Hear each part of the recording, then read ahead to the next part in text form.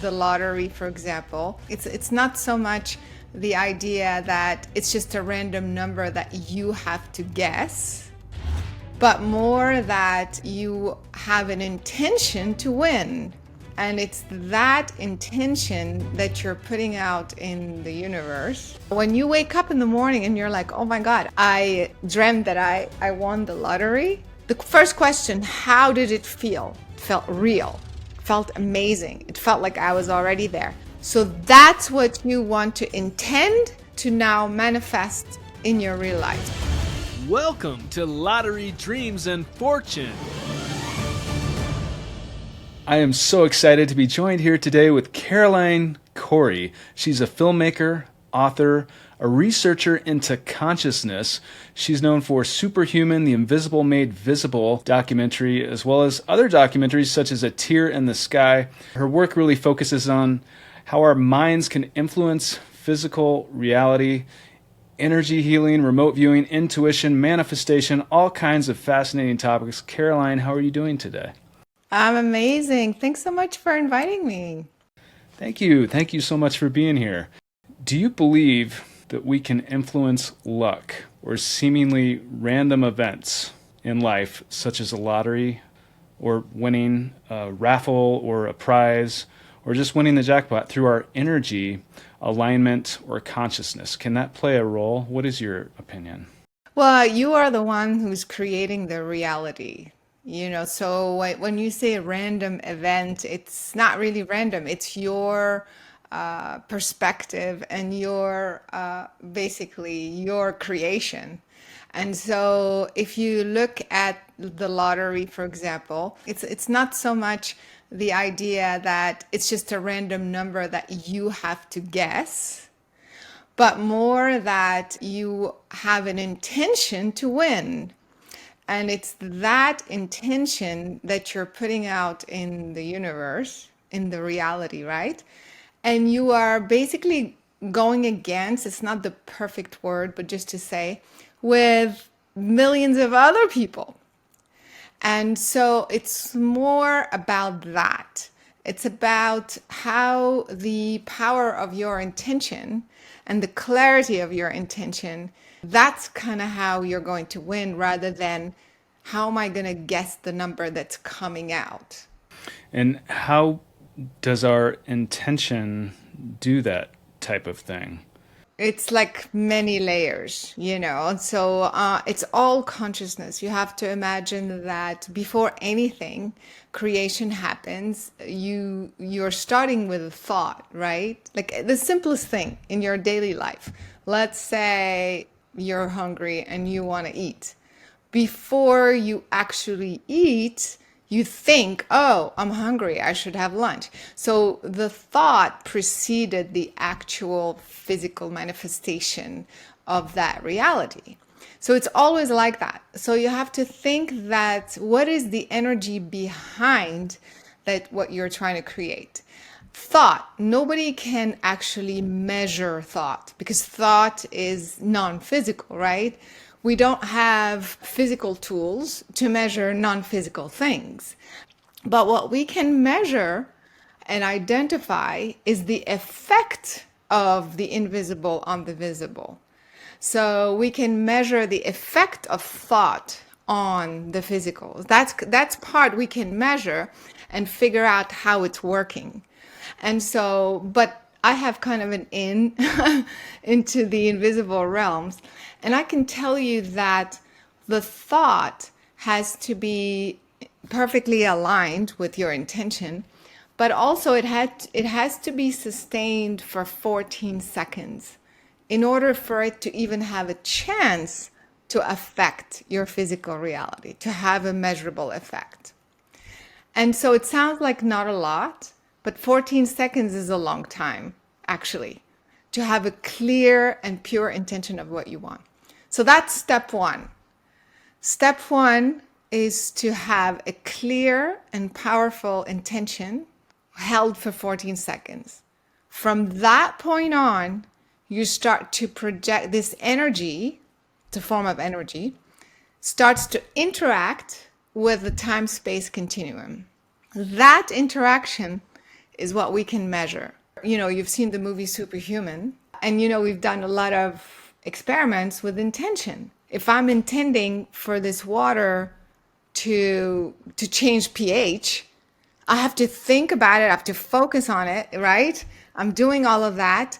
And then at one point, it starts to interact with the physicality of the water. And that's what we can measure and make happen. So, really, the bottom line is to know how to identify the thought, which you'd be surprised. Many people want something, but they don't know how to eloquently and precisely say what they really want. So have that original energy in the form of a thought and maintain it for 14 seconds. And why is it 14 seconds? These are universal laws. I can't prove it to you. It's one of those things that I've come to understand. Again, we don't have science, like current science and mainstream science can't go to the other side. And so these are just things that I've kind of understood and worked on as I was investigating the mechanics of consciousness. So how do I prove it to you? I don't know. It's just that trial and error, it's like, and then you'll discover it for yourself. You know what I mean? In this documentary, Superhuman, The Invisible Made Visible, I mean, you've done a few documentaries and all kinds of projects, but in this particular film, you did some experiments, and a lot of it is based in science. It's real scientific experiments, and you mentioned one with pH. If we're able to influence something outside of our body, seemingly, with our consciousness, and you're trying to create a better ideal outcome, such as winning a prize or getting that raise in life or getting a promotion, coming across monetary or any sort of wealth, how do you do that? How do you put the right intention out there? Yeah, so I have a class called the Creative Formula. And that's exactly what we do because people talk about the law of attraction, like just put your vibration out there and then you'll get your vibrational match. And so if you say, I want to win, you're supposed to win. But a lot of people don't win, as you know. Why is that? It's because you are putting out multiple intentions without knowing it. And that's the subconscious mind. So the first step is to identify the subconscious thoughts that are in contradiction with your conscious thoughts. So as I'm saying, I want to make money, I want to win the lottery, I want, to become abundant, I want this. Your subconscious mind is also saying, I never want anything. And there's like millions of people. Why is it going to be me? All these other thoughts that are also there, but they're subconscious. So you're not consciously thinking about them, but they're there. Once you have a thought over the 14 seconds, which I'm sure you have, it stays there. Where does it go? It goes in your cellular memory. That's what the subconscious mind is. It's not like this kind of invisible thing. It's the memory of things that you're no longer conscious of, right? So I'm sure you can, for all those who are listening, you've thought many, many times, maybe not recently, but at some point, that I'm not good enough to win this. And oh my God, like, is this going to be a problem really if I win like $300 million? Like, am I worthy? All of these thoughts you have had, I guarantee it. And maybe it wasn't applied to lottery because at the age of 5, you weren't thinking about the lottery, but you were thinking about winning something in school or a singing competition or I don't know, whatever. And so you've had these thoughts and now they are stored in your cellular memory, literally in your cells. And here you are at the age of 30, 40, or what have you, 50, it doesn't matter. And now you're like, hey, I want to win the lottery. How come I'm not winning? Yeah, because you're telling the universe, I want to win the lottery. And then you're also telling the universe, but I'm not worthy. I never want anything. This is too crazy. There's too many people, blah, blah, blah. And so the universe says, okay, so you're asking for one thing, but you're also asking for 10 other things that basically neutralize the whole process. And so the first step in the creative formula is to identify the list of subconscious thoughts that are in conflict with your thoughts. So how do you do that? Well, it's better to take the class, but now in a nutshell, first of all, you have to know how to articulate the what you want. So a lot of people would say it would be really nice if I get that job because I deserved it. Now I have a degree, I qualify, I'm really good at this, and then they go on and on and on. We talked about frequency and charge. We talked about everything being energy. So your thoughts are an energy. So listen or feel the energy of my words for a second, okay? I really think I should get this job because I applied early enough and I'm very qualified. I mean, I studied for like so many hours on this subject and I got the diploma. So, I mean, I don't see why I shouldn't be getting this job, you know? So, yeah, I think I really want this job. So, how did that feel? Right? It's one way of expressing what you want, which is typical. Most people spend 10 minutes explaining why, you know, they want to. It's almost like they're convincing themselves that as opposed to, I want this job, I'm getting this job, this is my time, I'm doing it. How does that feel to you? Yeah, much more decisive. But did it feel even different? Not just intellectually, did it feel different? Yeah, it did feel different. It felt like that person knew they were going to be getting it. Exactly. And so it's all about energy. So I'm putting the energy, I want to interact with the physical world, and I'm spending 10 minutes justifying myself, saying why, it's like I'm bargaining, like, hey, it's time, I'm worthy. Blah, blah, blah. Whereas this is what I am, this is who I am, this is what needs to happen. I mean, this is what I want to see happen. It's like you are already there. So the universe, you see what I mean? Is like, okay, well, this is like boom in terms of energy and momentum. It's like you're throwing a ball pew, to the target versus should I throw the ball? Yeah, I think I should throw the ball, and then by the time you throw the ball, it's all over the place. You see, so it's all about energy and momentum and focus. And so that's step number one. Step one is articulate correctly what it is that you want. You'll be surprised. Most people will do the first thing. And so, as you are saying, as you get yourself to switch from the 10-minute justification to the 3 second, 15 seconds actually, of this is what I want, this is what I'm doing, this is what's happening, I'm already there. Um, as you say that, things come up for you. Does that make sense? Things come up for you. The worry, the concern, the doubt. That's how you dig up. That's how the subconscious stuff says, wait a minute, no, you can't say these things. How about me? You can't say you're getting this job because you also, I'm a failure. You're a failure. Remember, you're a failure. So these things start to come up, and that's how you unveil the subconscious thoughts you've had for a long time. So you start to clear them. So there's multiple methods to clear. Again, it's better if people take the class, but multiple ways to clear thoughts and emotions, and especially belief systems that are coming up for you. as you are saying to the universe, this is who I am, that's what I'm doing.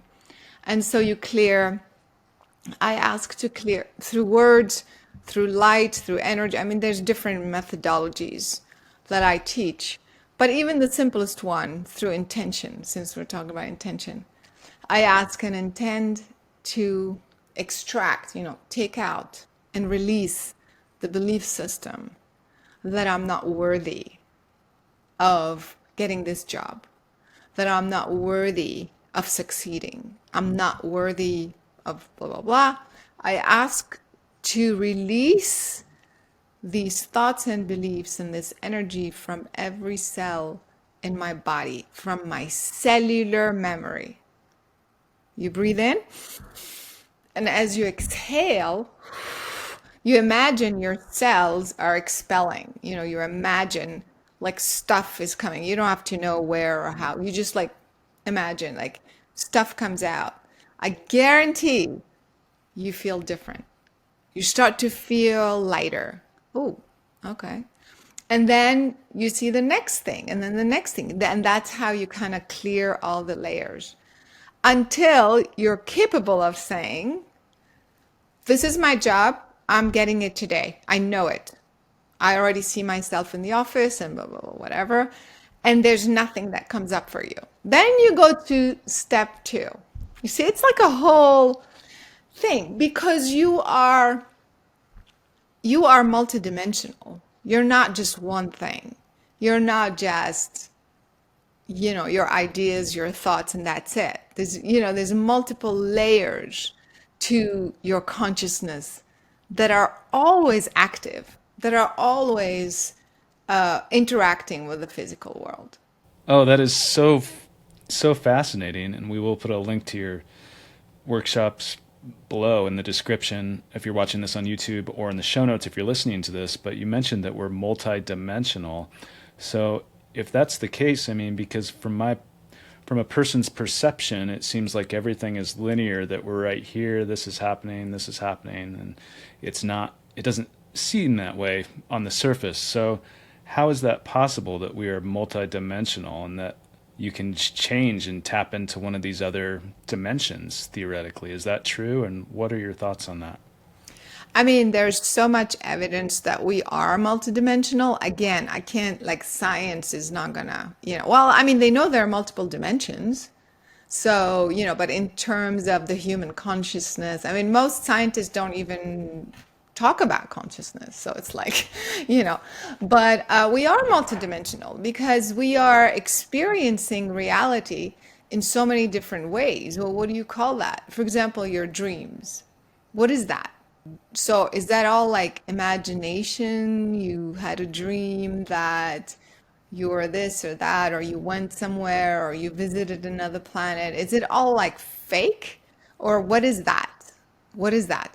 When you are in a meditative state and you feel you're not your body and you feel you're expanded to the level of the universe or the planet or what have you, you are experiencing different spectrum of reality, like different dimensions. So all of these are different dimensions of you. It's your perspective of reality. And what I just said, the subconscious mind is, and how do you know the subconscious mind? Is because when you clear it, you feel it, and then your problem is gone. So for example, phobias, things more tangible, like more, like cause and effect, so to speak. So we do this work with phobia, like typical phobia, claustrophobia, or I don't know, fear of spiders or whatever. So you do this work, and then when you take out the subconscious stuff, the phobia goes away. So that's how we know it was the subconscious. Does that make sense? And then you have the whole thing about getting guidance. I was downloaded this message, like from where? Like where? Like what? Like who? So, or I feel guided to just do this. What does that mean? Like, where is that information coming from, you see? So that's a different level of consciousness. But who is it? It's you. It's another layer of you. So on and on and on. So that's how we know we are multidimensional. A little bit more on the sciencey base, if that, is that, the physical body, the physical brain, is accessing one layer, like a spectrum, like a one layer of reality. So we can only see, I don't know, 400 nanometer to 700, that's kind of what we see. We hear a certain range, so we're like existing within this like one chunk, spectrum of electromagnetic spectrum, right? We hear, we see within this range, but the other ranges still exist. Like the bees or the elephants or whatever, like, or the bats, they can see and they can hear things on a different, like we don't hear certain things that they hear. Does it make sense? So this means that there are other layers of reality that exist that humans normally don't exist in or don't focus on, right? But as a psychic or as a clairvoyant or as whatever, those, when you start to become more superhuman, let's say, you expand that spectrum. So since the age of 5, I could see the subtle energy. Like some people say, like, oh, you can see the aura. It's not just the aura, it's the energy beyond the physical body. So it's technically invisible. But even though my brain and my eyes can see the physical body, I can also see the rest, like the field around you, which is kind of like an X-ray vision, kind of. So people are like, wait, humans aren't supposed to see that. Like, it's like, what is that? When you see that part of you, this is basically like your energy field. It's a lot of information about you. It's like, it's like your whole energy. And so you start to find information beyond the physical spectrum. And what is that? That's still you. We don't talk about it. We don't see it. Science doesn't, well, I mean, they do talk about energy field, but nobody's really paying attention and nobody's saying it's still you. It's another dimension of you. It's another spectrum. It's a part of you that is beyond the human spectrum. So all of that tells us that we are multidimensional, among other things. That's extraordinary, and it's so interesting. And you mentioned when you were 5 years old that you could see these, whether you use the word aura or another word, but do you still see this just when you're looking at people? Does this happen with everybody? What exactly are you seeing, and what does this mean for what exactly does it mean when you see that? So it's not the aura so much. I mean, I can't see the aura. It's more the energy, the subtle energy. The subtle energy beyond the human body or the human spectrum. And it's not just like colors. I mean, sometimes I see colors. It's more information. Everything is information. Like, your body is information. The DNA is information that basically it's programmed. It tells your body, okay, you're going to be blonde with blue eyes and you're going to blah, blah, blah, whatever. So you're going to look this way, you're going to behave this way because of the information I'm giving you, which is programming. So the rest of the universe is all information. It's all mathematics and information. It's like if somebody asks me, like let's say they have a deceased relative or it doesn't matter, or what is the root cause of their physical problem or whatever. So since I know that you start with energy, and energy is the one that stored the information in your cells, which is what we started talking about, I look at the energy and then I kind of switch. It's kind of like a radio dial, just like keep going higher in the frequency. And then you see the information. I trained myself eventually to know how to do this, and that's how I help people. And that's how I train people. Like the healers program is not just to help people, like heal themselves and heal other. Of course, that's the purpose. It's to know, you are training yourself to know how to discern and decipher the information that you're seeing beyond the physical body, because that's where the real information is stored. That is so interesting. And with information, you mentioned dreams earlier, and so I do want to get your opinion on this and your from your experience. So, what about people that have dreams about things before they have happened?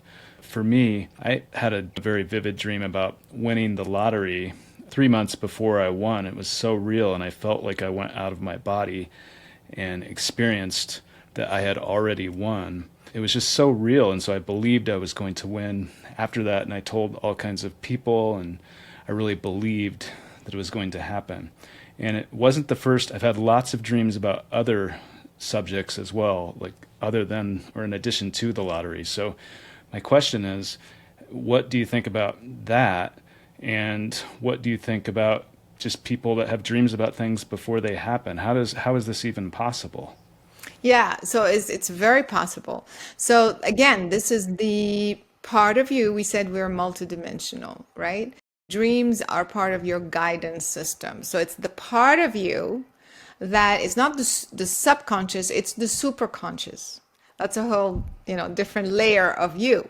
So my perspective is that you come in already knowing what you're supposed to do. It's not like, hey, we're born. It's like, what am I, like, who am I? Which is like how we are, unfortunately. But from before, like coming in, we come in with a purpose. We don't just stumble here and then, nobody teaches us that. So we start off not really understanding like who we are, what are we doing? How come I have a dream? Like, what is that? And is that me? Is that blah, blah, blah, and all, I mean, like typical. When in fact, the guidance, you come in as multidimensional, even in the body, you stay multidimensional. The idea is to have the physical body, the physical experience, and access all these other layers of reality to remind you what you're here to do, how to move forward on your path. Like, what's the purpose of this whole thing? What? Just like to wake up, win the lottery, buy a house, get married, have kids, and what? Die? That's it? Turn into bacteria again? Like what? Like really? Like that's it? Like seriously? After when you look at the entire universe with trillions and trillions and trillions of different stars and galaxies and intelligent life, or just on this earth. I mean, the intelligent design behind the number of breeds of just dogs. I mean, whoever did that, invented that, you know what I mean? However, this whole thing came about is highly, highly, highly orchestrating a divine intelligence. It's not, so for all of this to just kind of dissolve into bacteria at the end with no purpose does not make sense to me. Like zero sense. In fact, you look at your physical body, every cell in your body has a purpose. Every single cell. And in fact, if you change the purpose, it's going to tell you about it. Right? If the purpose is no longer to bring the oxygen and the blood or whatever, you're going to get sick.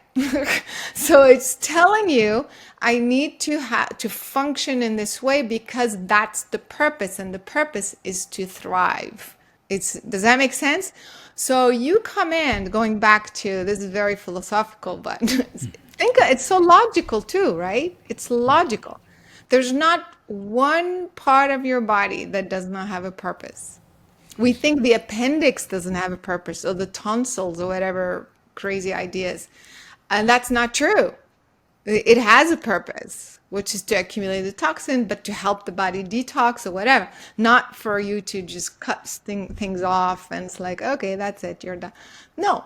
So everything has a purpose. And so you come in already with the purpose to thrive, not to self-destruct. Because then if you here to, you know what I mean?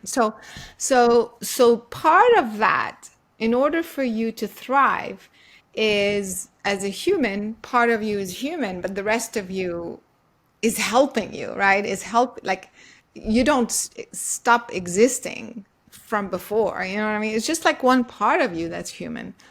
The rest of you is still there, perfectly operational. And this is the part of you that's still guiding you. It's your universal aspect when you came from the universe, not from your parents. That's a different conversation. The parents just gave you the little, the ingredients to show up this way, but that's it. But you as a consciousness, you came in equipped with this universal consciousness intelligence. So you're now Tim, human, and magnificent Tim, universal. You're both, right? But we're focused only on this little, us, and nothing happens, and we make mistakes, and blah, blah, blah, and we don't know, like what we're doing, and how come I can't have money? How come I can't have a relationship? How come, whatever, this, blah, blah, blah. And we forget about our universal stuff. So the way the body is reminding you, like, hey, remember, is to stop talking, stop the constant conscious putting yourself down. What's wrong with me? How come I'm this? How come the confusion? These are all thoughts and beliefs that you're putting out in the universe. Like, how come I can't win? How come I this? How come you're doubting everything about yourself? So the way to get in from your higher self is through dreams, through meditation, because your mind is quiet. You stop talking. You stop saying all these negative things, so to speak, that are not letting you create what you want. So your dreams are just one part of your guidance system. They're giving you information, and it's not just about winning. It's about anything. I'm sure you've dreamed about other stuff, right, that could happen. So if you learn how to interpret dreams correctly, then you will learn how to utilize the dreams as part of your guidance system to know what to do with it. The idea is not just to remember your dreams, but to have the intention to know what to do with it. It's a wake-up call. It's a guidance. It's guiding you. When you wake up in the morning and you're like, oh my God, I dreamt that I won the lottery. The first question, how did it feel? It felt real. It felt amazing. It felt like I was already there. So that's what you want to intend to now manifest in your real life. So when you told all your friends, you were literally, you know what I mean? You were literally saying, I'm doing this. This is happening. That's it. I know it. You see what I mean? You are amplifying. Sometimes we dream about negative stuff or confusing stuff, like, like somebody died or something. And it's not necessarily a real death. So this is where you have to know how to interpret, So the dream is a whole different conversation. But just to answer your question, it's part of your guidance system that's trying to reach you, because during the day, you're not allowing the information to come through. Another way, of course, is training yourself to meditate and to bring that information while you're awake. But most people don't know how to do that. Just mediums and psychics think they can do that. But anybody can do that. And so the average person will instead bring that information through their dreams. Well, if anybody can do that, then how can we do it? I mean, I have lots of experiences in my own experience, but just for someone that hasn't, that's watching or listening today, what would you tell them? Well, it's all training, it's all exercise. Like I said, like I feel the biggest problem is our education. Like we come in and our parents, like if we as children sense the presence of an angel or whatever, your invisible friends, your parents tell you, stop that. What are you doing? It's like, and if you're a boy, you don't get to cry. And if you're a girl, you can play with Barbie doll. And it's like weird stuff. Like, it's like, so we program ourselves since we're kids to grow up thinking this is what you do. Although now things are changing, but not necessarily in a good way. But you grow up to a boy, you get a respectable career, you're a doctor or a lawyer, you get married. If you're not married, that's weird. If you don't buy a house by a certain time, it's weird. There's all these like quota.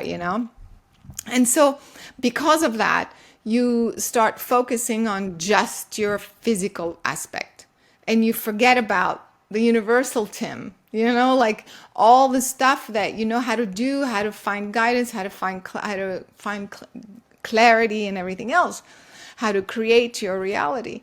And so that's why, by the time you're 20, a lot of kids are, very, very depressed and, take their lives even. I mean, it's pretty bad out there. And so of course, but if you're, just paying attention, by the time you're 30 or 40, you're like, wait, what's going on? And I don't know how to do this. And she has a gift. She can do it, but not me. And that's not true. So because of that, you have to kind of reprogram yourself to first believe that you are just as, it's not even gift, it's like your birthright, you know? And it's just a training. You're going to have to, unfortunately, you want to take up something that you haven't done your whole life, you have to take a class. I mean, you have to train yourself, to get there.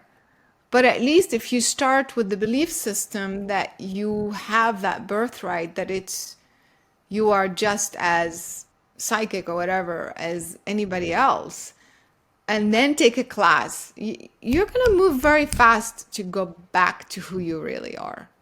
The answer, that was a long answer, but kind of just to say, you have to do a little bit of training. There's tons of classes on my website. I have a lot of meditations on the YouTube channel that are also free for people to reprogram themselves, to let go of all this old programming of I'm confused about this, I can't do this, I'm a failure about that, all this stuff. So, that people can do. Beautiful. And we will put links to those in the show notes if you're listening to this, or in the description if you're watching this on YouTube.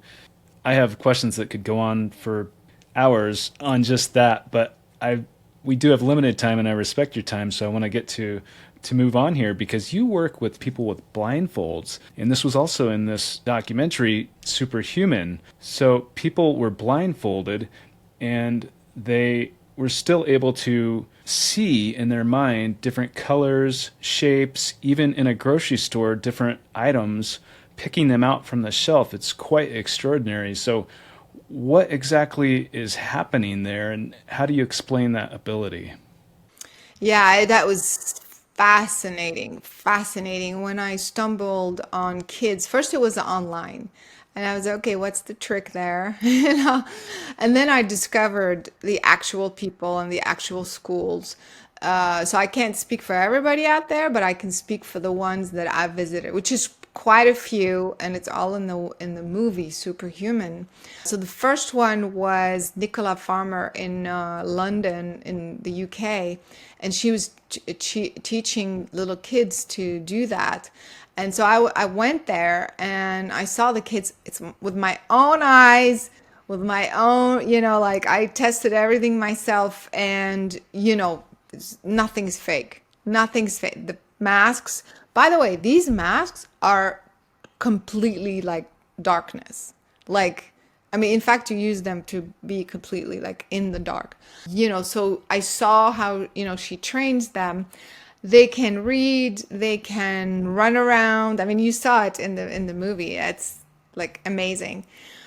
But not only that, they start to through that process, expand their awareness. Speaking of consciousness, and I think a few of them had, if I recall, ADHD or, like those kinds of things. And this type of training helped them focus, helped them achieve something. And also not to mention the self-confidence, because you're doing something, that's normally can't be done. So that was mind blowing. And I was like, okay, who else is out there doing this? Then I discovered the Russian groups, which is a Romanian lady who's teaching that, Komisarov. Their technique is slightly different. They were even working with the blind folks, which was mind blowing. I mean, they would get to blind people to see using these techniques. So that was amazing as well. That was them. And then there was a lady in Germany. I think she was using the same technique. But then the people in Utah, then I found people in Utah, there's people in Canada, I can't talk for the other countries, but the ones that are in the movie, I, investigated. And in Utah, there were quite a few, there were adults as well. In the Russian too, there's quite a few adults as well. So it's not just for kids. And they're able to, I mean, that was the Utah folks. They would go in a store completely blindfolded and just do all this stuff. So it's just mind blowing. I mean, and I will never put something in the movie that is fake or like, and that's the reason why I was like, wait, this is so crazy and real that people need to know about this. So people should definitely watch the film, right? Because it's impressive. And the range from kids to adults. And what's interesting is that every school have slightly different techniques. It's not the same technique. And yet they get to the same result. So that was also fascinating, because this means that we can train ourselves to do something in a different way and yet achieve the same result. The ones in Utah also are mind-blowing, because they train you not to just to visualize light, but to sense the vibration of objects. It's kind of almost like echolocation, like where you can't see. In fact, blind people can do that as well. You sense the vibration of objects to a point where you can identify, oh, okay, this is a cup and this is made of glass and eventually you can just function because you do it fast. Okay, here's a car, here's whatever, here's a bicycle, and then you can move around. It's mind blowing. And when they sense this, how are they sensing this? They're seeing this in their mind, or they feel this, and how does that work? I think it's the Utah school is about vibration. So you would sense like the frequency. In fact, you would see the kids and the adults like kind of doing this, like sensing the frequency of an object. So maybe it's the heat, and you're training yourself to discern, this frequency versus that frequency. Okay, this is made of wood. This is, I don't know, this is a pen, this is this. But it's when people see the footage, I mean, really people need to watch it, right? Because when they see it, the speed, like how they can see shapes, it's pretty extraordinary. Yes, absolutely. And I understand there's a poster on your website and out there in social media for Superhuman 2 Rebirth. Is this something, where are we at with this? Is this in production, or when can we expect this? Yes, actually, I'm filming the last few scenes next weekend, this weekend. Yeah, over the next month, I'm gonna wrap production. So then we go into post. So hopefully, I'm doing my best. I'll try to get it out before the holidays this year, if not early next year. I'm super excited about this one too. So, yeah, surprise. Yeah, absolutely. Well, I personally cannot wait to see that. Absolutely. And in the first film, there was a mention, you asked people their thoughts of whether we lived in the Matrix or a simulation, because some people really believe this, but what is your personal opinion on the living in a matrix or a simulation? So you have to first define what that means. Are they saying, or are you saying, the matrix, or that it's an illusion means the physical universe doesn't exist? Or like, you know what I mean? We have to first of all understand each other. But if your question was about what's the nature of reality, I want to say it's both. I want to say that there is an actual structure that came about before you, basically, if there's a before and after, where the physical universe did come about, and there are physical things in existence today. So the stars are real. I mean, real in the sense that there is an aspect of life that is physical, but your experience of reality is an illusion in the sense that it's a dynamic. It's a dynamic. If you don't observe it, it's not there, but it's there when you observe it. So like right now, I'm just looking at you, right? I'm not looking at the neighbor's house. So in my version of reality, it's just you on a computer screen, and there is nothing else. Like there, the neighbor's house isn't there, but you know what I mean? But it's not in my reality. I'm not observing that aspect of my reality. Having said that, it doesn't mean that the house stops existing. It stops existing for me exactly at that time. So without complicating things, it's both things. It's the observer paradox, that whatever you observe is, and that there is also a physical aspect of reality that also exists. So it's both. It's not either or. Does that make sense? It does. And with some people watching or listening are familiar with the double slit experiment. And Exactly. so, which showed, correct me if I'm wrong, but my understanding of it is that it showed that the particles, they changed when they were observed, that this was measured scientifically, that when no one was looking at it, it was one way, and then when someone was observing it, it changed. And you can Exactly. probably say that better than me, but if that is true, that we influence something through like that through reality by perception, then what does that say about our ability to create our reality here?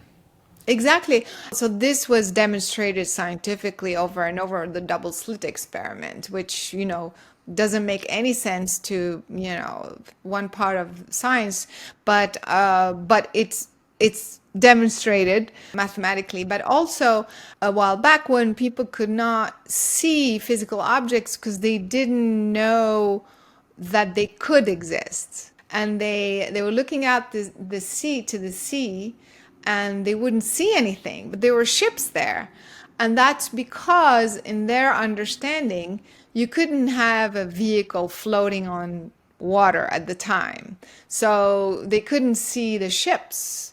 And then later, when they evolved and realized, no, it's very possible that there could be a sort of a vehicle that could float on water, then they started to see all the ships. So again, it has a lot to do with your understanding of reality, what's possible. And then you start to see, to visualize, and to actually see what you know is possible. What does that tell you about our ability to create our reality? So you begin with the belief that it is possible. It's all about belief, and it's all about intention, and it's all about the energy of thought, which is crazy. Wow. Wow. Yeah, and Uh, it's like, and it's like so many people are still uh, not realizing the importance of that and still saying there's nothing out there and blah, blah, blah. And it's like cause and effect right here, right now. And it's just so not true. Even though also entanglement has been demonstrated. One star here in the sky is affecting, it's transferring its property to another star, light years away. How does that work? It's entanglement. That also has been demonstrated scientifically. So, science is hopefully going to get there. But it's at least for whoever is listening, the bottom line is for you to begin to remember that it's everything starts with energy, that you are energy. It's all energy, starts there. And then from there, the intention, your thought carried over 15 seconds, 14 seconds, over 14 seconds, become a pattern, a belief system, an intention that then can manifest. So, whatever problem you have now here as an outcome, you have to go back to what is the energy behind it that created this problem. Otherwise, it's just a band aid. and then release the energy. Correct. Because you can't change what was created. Einstein said energy cannot be destroyed. Once created, cannot be destroyed. It's there, right? Like it's like, but it can be transmuted. So an energy of the thought of I'm a failure, I'm not good enough, I'm this and that, I'm not worthy. I mentioned earlier, all of these frequency, all of these thoughts are in your cells, in your cellular memory. That's how you're getting sick. So in your cells is all of this information of your thoughts, right? So you created them, they're not going to be destroyed on their own. Energy was created, it's not going to be destroyed, but it could be transmuted. So what you have to do, if you created it and you put it in your cells by thinking, then now by thinking you just change it. You're saying, yes, it's true. I did say that I was not worthy and I was a failure for maybe, half of my life, but I changed my mind. Now I think I'm super cool. I rock, and I'm choosing to delete everything else I said. That you can do. And that's how you change. That That's is ve- called, yeah, cellular reprogramming. cellular reprogramming. That is very, very inspiring. I'm definitely going to look into this. We are here with Caroline Cory. And where can people find more about you? You have workshops, meditations, obviously a number of documentaries, which are fascinating, and you're an author as well. But where can people find more about you? Yes, for all the consciousness work, they can go to carolinecory.com. For my movies, maybe go to omniummedia.com. All my movies are there, and people can also rent them there, or they can find them everywhere. And I'm like pretty much on all social media, so people can find me on Instagram, Facebook, everywhere. Wonderful. And we will link to that in the show notes and then in the description. But Caroline, I have questions that could go on for hours, but I do respect your time. So, is there anything else that you wanted to say today that I didn't ask or that maybe I just don't know enough to ask? Oh my God, you're amazing. I think your questions were spot on. And of course, we can keep talking about this. I mean, it's like, so I very much appreciate it. And I'm encouraging people to watch the film. It's what, like $3.99 or whatever, or $10 or whatever. But it's just so useful because it's very empowering. A lot of people who didn't believe start to understand the mechanics of reality, of consciousness, and those who have been on this path, I feel get so encouraged that, hey, I'm doing the right thing. So I think it's very, very powerful for people to watch that. That's superhumanfilm.com. I really encourage people. And then, again, it's just it's not such a difficult thing nowadays to do this work. You can download the class. It's not like you have to, pay thousands of dollars and go places. Nowadays, it's all accessible. It's on this website. It's like right there in the comfort of your home. There's forum, there's groups that you can join. You know what I mean? So it's like, why delay? Like, start changing your life now. The stuff you don't like, get rid of it. Just get rid of it. It's as simple as that. To know how to get rid of it, but it's all in your thoughts. And then basically, I think what kind of the message that kept coming through with this conversation is for people to remember that they're not alone, that, when they're lost or confused or stuck or they don't know or this or that, that it's all programming, it's all, and they can today, like right this moment, your mind is free. Like it doesn't cost anything for you to sit down and start to bring up these feelings and emotion and start to get rid of them, change them, because they're playing a role in your manifested reality. If you don't like what you see, change it. I love what I'm hearing right now. So if you really love what you're on the opposite side, if you love what you're seeing and hearing today, feel free to listen to this again. But Caroline Cory, thank you so much. I really, really appreciate your time. It's very, very inspiring. So thank you so much for coming onto the program today. Thanks so much for having me. You're awesome as well. Thank you. Thank you. It's pick the right three numbers between 0 and 9. We've done it several times, but we won twice. The consciousness, we found out, is so powerful. It's like it can see potential futures. Some people have dreams where they see the actual numbers and they go and buy a ticket with those numbers and they win. And in that case, is it clairvoyance? Are they just seeing the future, or is it telepathy? What if, when some people have won the lottery and they've picked the right numbers, they're receiving that information from their future self, who's the winner?